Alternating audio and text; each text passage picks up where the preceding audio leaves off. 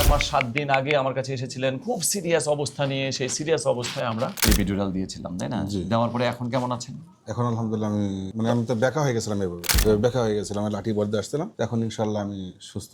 100 ভাগের মধ্যে কত ভাগ উপকার হয়েছে? আমার 70 ভাগ তো হয়েছে। যেগুলো বিপজ্জনক চিহ্ন সেগুলো মনে রাখবে। একটা হচ্ছে যে মলদারের চারপাশে যদি ঝিঝি ঝিঝি লাগে, আর যদি প্রস্রাবের নিয়ন্ত্রণ নাই আপনাদের, প্রস্রাব কখন হয়ে যাচ্ছে বুঝতে পারছেন না, আর যদি ফুড ড্রপ হয় অর্থাৎ স্যান্ডেল যদি খুলে যায়, এইরকম ক্ষেত্র হলে একদম জরুরি আমাদের কাছে আসতে হবে অপারেশনের জন্য। 24 ঘন্টার মধ্যে আসলে সবচেয়ে ভালো।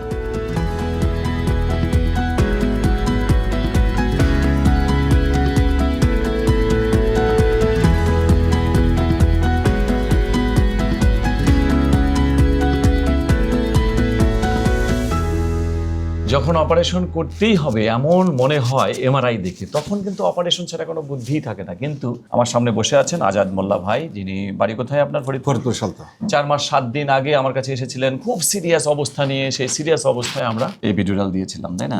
দেওয়ার পরে এখন কেমন আছেন? এখন আলহামদুলিল্লাহ আমি তো বেকা হয়ে গেছিলাম, এভাবে বেকা হয়ে গেছিলাম, লাঠি বর্দে আসছিলাম। এখন ইনশাল্লাহ আমি সুস্থ, সোজা এটা আসছি। তা আপনি কি কাজ করেন? আমি ড্রাইভিং করি, সামথিং অটো চালাই আর কি। অটো? তা আপনার ওজন কত?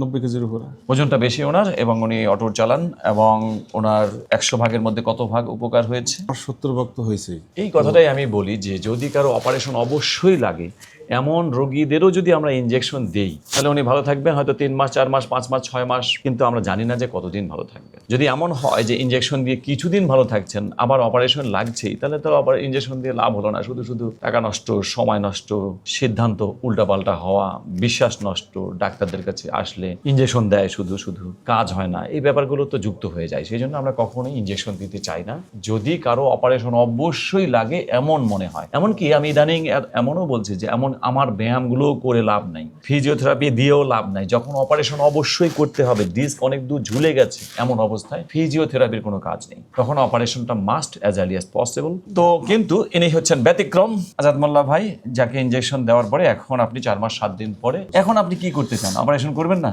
যে অপারেশন আমার মতো কোনো প্রশ্নই আসে না। মাজায় তোমার সমস্যা নেই, কিন্তু আমার সমস্যা এখন যে 2 পায়ে যে ঝিঝি করার পরে। কতক্ষণ বসে থাকলে পায়ে ঝিঝি? আপনি তো অবশ বলেছেন, ঝিঝি বলেছেন, কতক্ষণ বসে থাকলে? জি স্যার, এটা কিন্তু সব সময়ের জন্য না, মানে মাঝে মধ্যে হয়। তাহলে তো আপনার সমস্ত লক্ষণই নাই, 90% নাই। বেশি হাঁটাচলা করি তাহলে সমস্যা নাই, মানে এটা হাইটা বসলে সমস্যা, বসলে মানে রেস্টে থাকলে বেশি সমস্যা। ঠিক আছে, ওনার লক্ষণ যেহেতু তেমন এখন নাই, আমরা এখন আর অপারেশনের দিকে যাচ্ছি না। আপাতত যেটা বলছি যে ঠিক আছে, আপনি এভাবে চালান, ব্যায়ামগুলো চালান, ওজন শরীরের কমান, এবং আমাদের যে পিএলআইডি গাইডলাইন আছে সেই গাইডলাইনটা ফলো করেন। গাইডলাইনটা আমরা সকল রোগীকে দেখে দিই, যেখানে লেখা আছে হাই কমোড, লো কমোডের ব্যাপার, সঠিকভাবে নামাজ পড়ার ব্যাপার, এছাড়া ভারী বস্তু সঠিক নিয়মে তোলা, পিছন পকেটে মানি ব্যাগ না রাখা, সারা বছর কোমরে বেল্ট না পরা। আপনি বেল্ট তো পরেন না? না স্যার।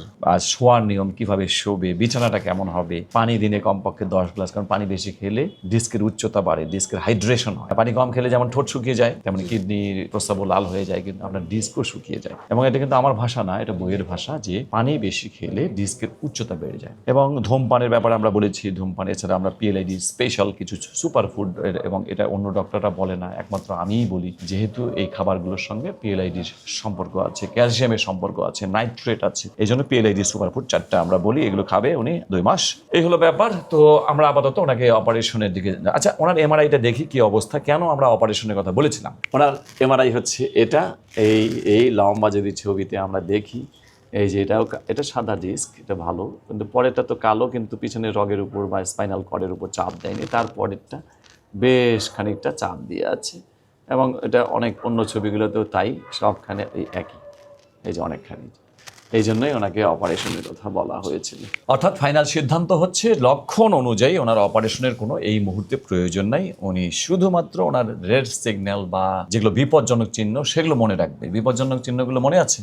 কি বিপজ্জনক চিহ্ন? একটা হচ্ছে যে মলদারের চারপাশে যদি ঝিঝি ঝিঝি লাগে, দাঁড়ায় থাকলেও ঝিঝি লাগে, বসে থাকলেও লাগে, শুয়ে থাকলেও লাগে, না সব কোনো কিছু নেই। যদি এরকম হয় তাহলে কিন্তু জরুরি অপারেশন করতে হবে। আর যদি প্রস্রাবের নিয়ন্ত্রণ নাই আপনাদের, প্রস্রাব কখন হয়ে যাচ্ছে বুঝতে পারছেন না, তখন অপারেশন লাগবে। আর যদি ফুড ড্রপ হয় অর্থাৎ স্যান্ডেল যদি খুলে যায়, পায়ে স্যান্ডেল ঢুকালেন, স্যান্ডেল আছে কিনা বুঝতে পারছেন না, এইরকম ক্ষেত্র হলে একদম জরুরি আমাদের কাছে আসতে হবে অপারেশনের জন্য। 24 ঘন্টার মধ্যে আসলে সবচেয়ে ভালো। ওকে, আজকের ভিডিও এই পর্যন্তই।